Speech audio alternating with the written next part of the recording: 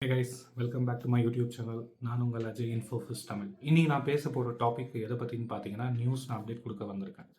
முக்கியமாக global situation என்ன நடக்குது, செகண்ட் இந்தியாவில் என்ன நடக்குது, தேர்ட் நம்ம பிரைம் மினிஸ்டர் மோடி சார் அவர் ஒரு ஸ்டேட்மெண்ட் வெளியிட்டிருக்காரு. அது என்ன, அதோட இம்பேக்ட் எப்படி இருக்கும், அதை பற்றி நம்ம தெரிஞ்சுக்கலாம். நெக்ஸ்ட் பெங்களூர், தமிழ்நாடு, கர்நாடகாவில் என்ன நடக்குது, இப்போ நம்ம பேசிக்கிற டைம்லேயும் நம்ம என்ன லைவில் என்ன நடந்துட்டு இருக்குது. அண்ட் அப்பார்ட் ஃப்ரம் தட் சராசரியான மக்களுக்கு இது எப்படி அஃபெக்ட் ஆகும், அது ஒரு அவேர்னஸ். ப்ளஸ் நாம் இதுக்கு எப்படி ப்ரிப்பேராக இருக்கலாம், இதை பற்றியான டாபிக்ஸ் தான் இந்த வீடியோவில் நம்ம இன்றைக்கி பேச போகிறோம். ஸோ இதை நான் ரீசர்ச் பண்ண ஒரு சில கண்டென்ட்ஸ் இருக்குங்க இல்லையா, இதை பேசிக்காக இது ஒரு 3 மாதமாக இல்லை 4 மாதமாக நான் இதை ரீசர்ச் பண்ணிட்டு இருக்கேன். என்ன தான் நடக்குதுங்க, எப்படி இது பிளான் பண்ணுறாங்க, இதோட பேஸ் என்ன நடக்குது அப்படின்னு. ஓகேங்களா, சிம்பிளாக சொல்கிறோம் கேளுங்க. ஒரு விஷயம் குளோபல் க்ரைசிஸில் எங்கேயோ நடக்கிற ஒரு விஷயம், மேபி நிறைய பேருக்கு உங்களுக்கு தெரிஞ்சிருக்கும். பட்டர்ஃப்ளை எஃபெக்ட் அப்படின்ற ஒரு எஃபெக்ட் இருக்குது. எங்கேயோ சின்னதாக நடக்கிற விஷயம் அது பூதாகாரமாக வெளியே வெடிக்கிறதுக்கான சான்சஸ் அதிகமாக இருக்குது. நீங்கள் அதை பற்றி கேள்விப்பட்டிருப்பீங்க. இல்லைனா நம்ம காமன் லேமேன் லாங்குவேஜில் நான் சொல்கிறதா இருந்தால் செயின் ரியாக்ஷன் சொல்லுவோம். இதை செயின் ரியாக்ஷன்னா ஒரு பர்டிகுலர் எங்கேயோ ஏதோ ஒரு விஷயம் நடக்குதுன்னா அதோட செயின் ரியாக்ஷன் எங்கே பெருசாக போய் எங்கே போய் முடிய போகுது, அந்த மாதிரி விஷயம்னா செயின் ரியாக்ஷன் நம்ம சிம்பிளாக சொல்லலாம். இப்போ வேர்ல்டில் என்ன நடக்குதுன்னு பார்த்தீங்கன்னா, ஜியோ பொலிட்டிக்கல் சுச்சுவேஷன்ஸில் அங்கே நடக்கிற ஒரு விஷயத்துக்கும் நம்ம லைஃப்பில் நடக்கிற டே டு டே ஆக்டிவிட்டீஸுக்கு இது எப்படி அஃபெக்ட் ஆகுது அப்படி ரொம்ப கிளாரிட்டியாக இதை எக்ஸ்பிளைன் பண்ணுறேன் பாருங்கள். ஃபஸ்ட்டு மிடில் ஈஸ்டில் வார் டென்ஷன் இன்க்ரீஸ் ஆகிட்டு இருக்கு. நீங்கள் எல்லோரும் நியூஸை பார்த்து தான் இருப்பீங்க, எல்லா அப்டேட்ஸ் இன்ஸ்டாகிராம், ஃபேஸ்புக், யூடியூப், நீங்கள் எல்லா சோஷியல் மீடியாவிலும் நீங்கள் பார்த்து தான் இருப்பீங்க. வார் டென்ஷன் இன்க்ரீஸ் ஆகிட்டு தான் இருக்குங்க. இந்த ரீஜன்ஸில் வாரில் எதுக்கு அவங்க மேலே பர்டிகுலராக ஒரு ரீஜனோட வார் எப்படி நமக்கு இது எஃபெக்ட் ஆகுதுன்னு நீங்கள் எனக்கு கேட்டிங்கன்னா, ஹார்ட் ஆஃப் ஆயில் என்று அழைக்கப்படுறது தான் இந்த மிடில் ஈஸ்ட் நேஷன்ஸ்.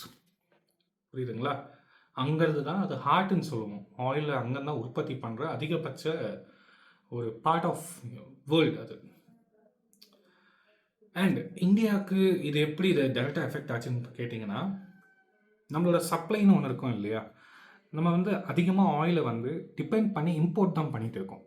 ஸோ மற்ற நேஷன்ஸ்லேருந்து நம்ம ஆயிலை வாங்கிட்டு இருக்கோம் அதிகமாக. அப்போ நம்மக்கிட்ட ஆயில் இல்லையாடான்னு கேட்டிங்கன்னா கண்டிப்பாக இருக்குது. ONGCs எல்லாம் எல்லாமே இருக்குது இங்கே. பட் த ப்ராப்ளம் இஸ் நம்ம எக்ஸ்போர்ட் பண்ணுறோம் அந்த ஆயிலை.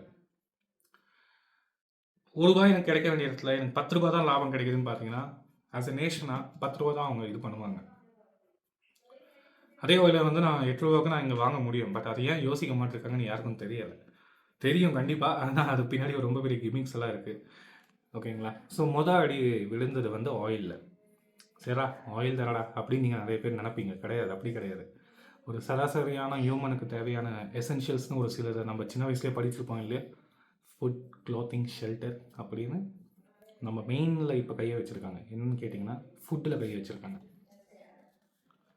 எல்பிஜி கேஸ் ஆல்ரெடி உங்களுக்கும் தெரியும், எனக்கும் தெரியும், பெரிய க்ரைசிஸே உருவாகுது இந்தியாவில். இப்போ நம்ம பேசிக்கிற டைம்லேயே இதை மறைக்கிறதுக்காக நிறைய பேர் என்ன சொல்கிறாங்கன்னா, இல்லை இப்படியெல்லாம் கிடையாது, சுச்சுவேஷன் ஹேண்டில் தான், கண்ட்ரோலில் தான் இருக்குது, டிமாண்ட்லலாம் நம்ம கரெக்டாக தான் கொடுத்துருக்கோம். ஆனால் ரியாலிட்டியில் செக் பண்ணிங்கன்னா, நீங்கள் எத்தனை பேர் போய் அந்த ஏஜென்சியை டேரெக்டாக போய் கனெக்ட் பண்ணியிருப்பீங்கன்னு கொஞ்சம் யோசிச்சு பாருங்கள்.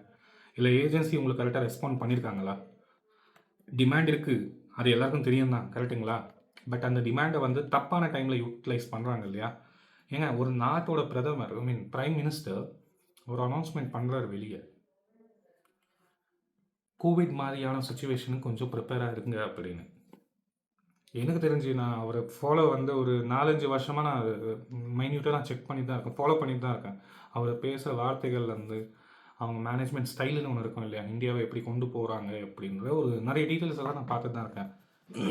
For the first time guys, நம்புறீங்களே, for the first time Modi என்ன சொல்கிறாருன்னா, ரெடியாக இருங்க அப்படின்னு. நம்ம தோத்துட்டுமா அப்போது? கிடையாது. பட் இன்டெரக்டாக அதை தான் சொல்ல வராங்க. அது உங்களில் எத்தனை பேர் நீங்கள் உண்மையா இல்லையான்னு நம்புவீங்களான்னு கூட எனக்கு தெரியல. அந்த மனுஷன் எப்படி பண்ணியிருக்காருன்னா, அனௌன்ஸ் பண்ணது நீங்கள் வேறு ஆங்கிள்லேருந்தும் பார்க்கணும். ஓப்பனாக அனௌன்ஸ் பண்ணியிருக்காரு. இல்லை இதுக்கெல்லாம் ப்ரிப்பேராக இருங்க அப்படின்னு. நீங்கள் கேட்கலாம், அதான் அனௌன்ஸ் பண்ணிட்டாரு, சரி ஓகே பார்த்துக்கலாம்டா அப்படின்னு. கிடையாது, அது இல்லை இங்கே ப்ராப்ளம். அதையும் நான் சொல்கிறேன். ஒரு போர் நடக்கிறதுக்கு முன்னாடி ஒரு அமைதியான ஒரு நிலவரம், சூழ்நிலைன்னு ஒரு அமைதி இருக்கும் இல்லையா, அந்த அமைதி தான் இது. அதை புரிஞ்சுக்கிறீங்களா?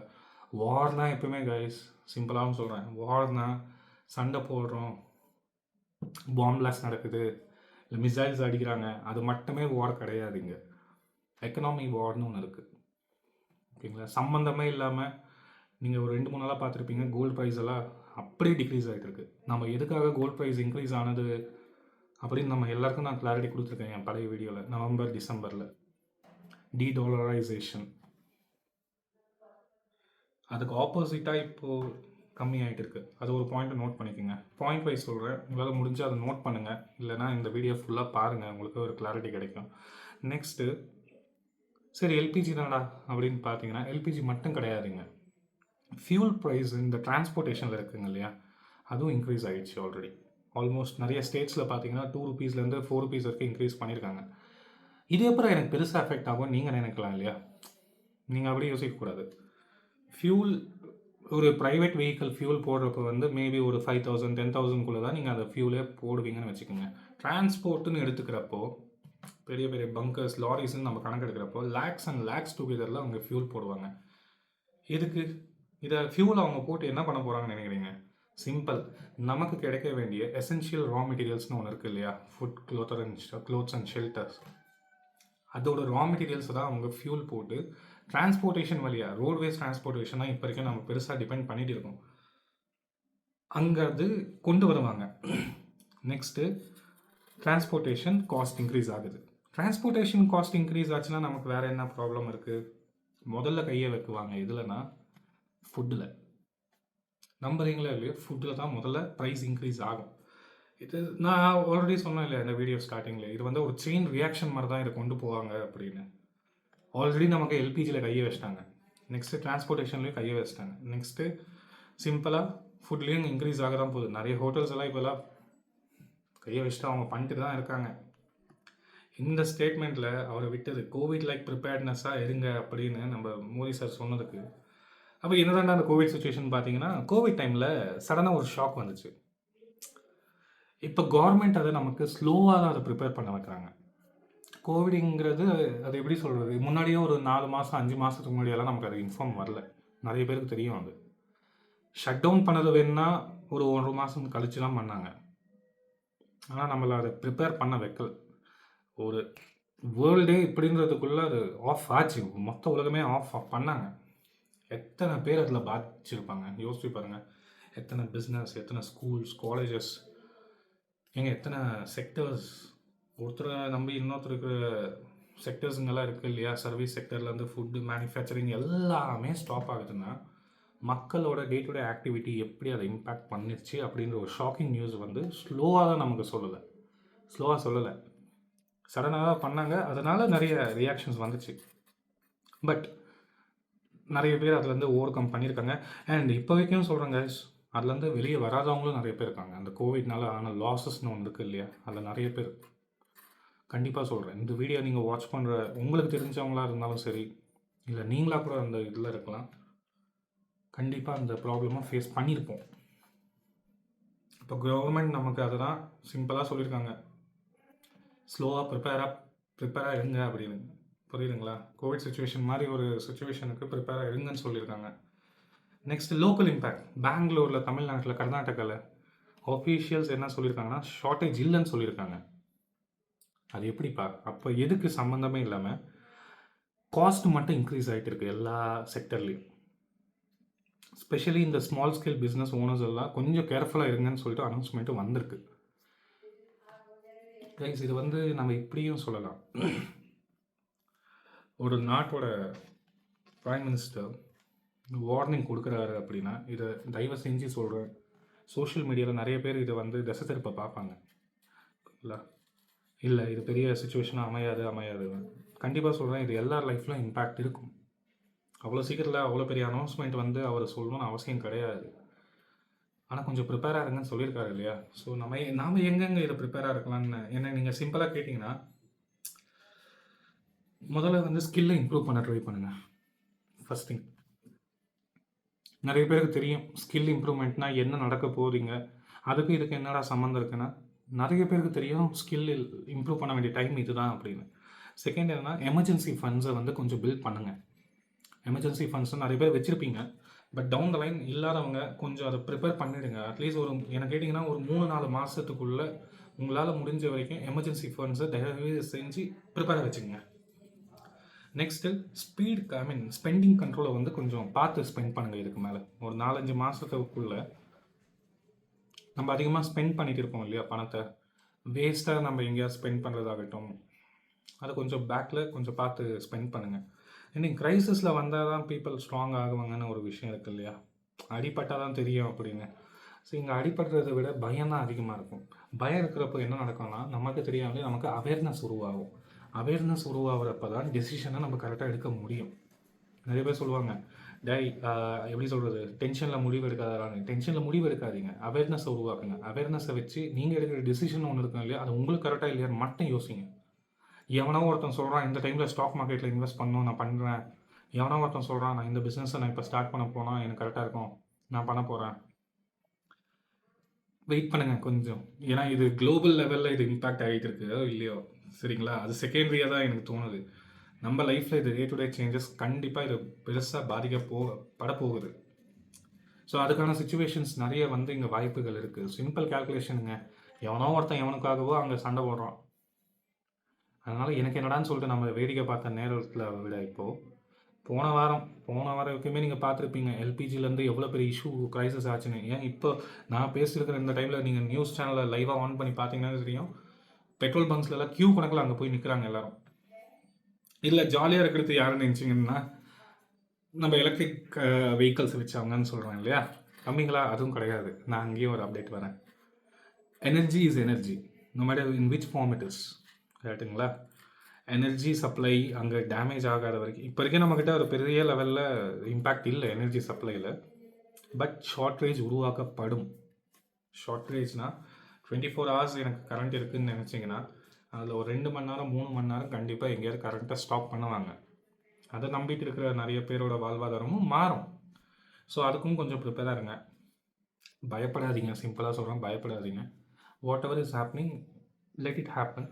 உங்களால் என்ன பண்ண முடியும்னா கொஞ்சம் ஸ்ட்ராங்காக இருங்க. இப்போ நான் சொன்ன டிப்ஸ் எல்லாம் இருக்கு இல்லையா, சின்ன சின்ன ட்ரிக்ஸ் அண்ட் டிப்ஸ், ஸ்பெண்ட் பண்ணுறது கொஞ்சம் பார்த்து ஸ்பெண்ட் பண்ணுங்கள். அண்ட் அப்பார்ட் ஃப்ரம் தட் ஸ்கில்ஸை நிறைய இம்ப்ரூவ் பண்ண ட்ரை பண்ணுங்கள். என்னதான் நம்ம எக்கனாமி வைஸில் பார்த்தீங்கன்னா வேர்ல்டுலேயே 4வது இடத்த நம்ம பிடிச்சிருக்கோம்னு ஒரு நியூஸ் வந்திருக்கு பார்த்தீங்களா? ஜிடிபியை நம்ம க்ராஸ் பண்ணியிருக்கோம் சைனாவோடது. ஆனால் பர் கேபிட்டா இன்கம்னு இருக்கிறப்போ ரொம்ப வேர்ஸ்ட்டாக இருக்கும். ஸ்கில்ஸை டெவலப் பண்ணுற டைம் வந்துடுச்சு கைஸ், புரியுதுங்களா? நிறைய பேர் மறுபடியும் நீங்கள் சோஷியல் மீடியாக்குள்ளே போகிறீங்களா, இல்லை அதை வச்சு நீங்கள் எப்படி இம்ப்ரூவ் பண்ண போகிறீங்க, யாருக்குமே எந்த ஐடியாவும் கிடைக்காதீங்க இப்போ என்ன நடக்க போகுது அப்படின்னு. பட் பி ப்ரிப்பேர்ட், அதை மட்டும் நான் சொல்லவும் முடியும். எங்கேயோ ஏதோ ஒரு விஷயத்தால் தான் எனக்கு அந்த விஷயம் நடக்குதுன்னு நமக்கே தெரியாமல் இருக்கும். பட் அதுதான் உண்மை. குளோபலி ஏதோ ஒரு மூலையில் நடக்கிற விஷயத்தால் இப்போ எனக்கு இம்பேக்ட் ஆகுதுன்னா, என்னால் நிறைய பேருக்கு இம்பேக்ட் ஆகும், உங்களால் நிறைய பேருக்கு இம்பேக்ட் ஆகும். ஸோ அதை வந்து கண்ட்ரோலில் பண்ணிக்கலான்னு நான் சஜஷன் பண்ணுறேன். Hope you understand that guys. இந்த மாதிரி டே டு டே அப்டேட்ஸ்க்காக நான் ரிசர்ச் பண்ணி தான் நான் இதை எக்ஸ்பிளைன் பண்ணுறேன். ரெகுலராக அப்டேட் தரேன். உங்களோட சஜஷன்ஸ் இல்லை உங்களுக்கு எந்த விஷயம் இதை இப்படி பண்ணால் கரெக்டாக இருக்கும், இந்த டைமில் வந்து மக்கள் எல்லாம் எப்படி இதை ஓவர் கம் பண்ண முடியும், ஒருத்தருக்கு ஒருத்தர் எப்படி ஹியூமனிட்டியாக சப்போர்ட் பண்ண முடியும், ஏதாவது இருந்துச்சுன்னா கமெண்ட் பாக்ஸில் கமெண்ட் பண்ணுங்கள். உங்களுக்கு இந்த வீடியோ பிடிச்சிருந்துச்சுன்னா லைக் பண்ணுங்கள், ஷேர் பண்ணுங்கள், கமெண்ட் பண்ணுங்கள் அண்ட் சப்ஸ்கிரைப் பண்ணுங்கள். That's the only thing what I'm asking. Like end of day சிம்பிளாக யோசிங்க. ஆல்ரெடி ஐடி செக்டர்ஸ் எல்லாம் ஒர்க் ஃப்ரம் ஹோம் கொண்டு போயிட்டாங்க. மெட்டா 15,000+ எம்ப்ளாயீஸை வந்து டெர்மினேட் பண்ண போகிறோன்னு அனௌன்ஸ் பண்ணியிருக்காங்க. சாப்பாடு இன்க்ரீஸ் ஆகிட்டு இருக்கு, ப்ரைஸ், எசென்ஷியல் ப்ராடக்ட்ஸோட காஸ்ட் இன்க்ரீஸ் ஆக போகுது. பர் கேபிட்டா இன்கம் அப்படி தான் இருக்குது. வாழ்வாதாரம் பாதிக்குமான்னு கேட்டிங்கன்னா கண்டிப்பாக பாதிக்க தான் போகுது. ஸோ இதில் நிறைய பேர் வந்து எப்படி சொல்கிறது, குளிர்காய வாங்க, கொஞ்சம் உஷாரா இருங்க. யார்கிட்டயும் போய் நம்பி ஏமாந்து போயிடாதீங்க. நான் பார்த்துக்கிறேன், பணத்தை அதில் இன்வெஸ்ட் பண்ணு, அப்படி பண்ணலாம், இப்படி பண்ணலாம். ஒரு செகண்ட் யோசிச்சுட்டு, உன்னால் அதை பண்ண முடியுமா? ஒருத்தன் சொல்கிறான்னு சொல்லிட்டு நீ அதை பண்ண போறியா?